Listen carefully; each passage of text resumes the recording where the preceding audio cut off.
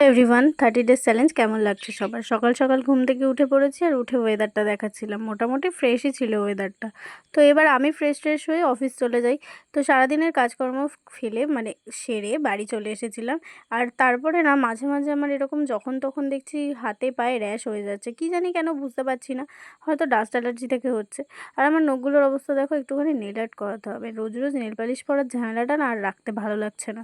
তো দেখি কবে কী করি, করলে তো অবশ্যই তোমাদের সাথে শেয়ার করব। আর অফিস থেকে ফিরেই না খুব খিদে পেয়ে গেছিলো, তো চলে গেছিলাম শাহিবাবাতে। আর গিয়ে না ওদের স্পেশাল আলুর পরোটা আর আলুর দমটা খেয়েছিলাম।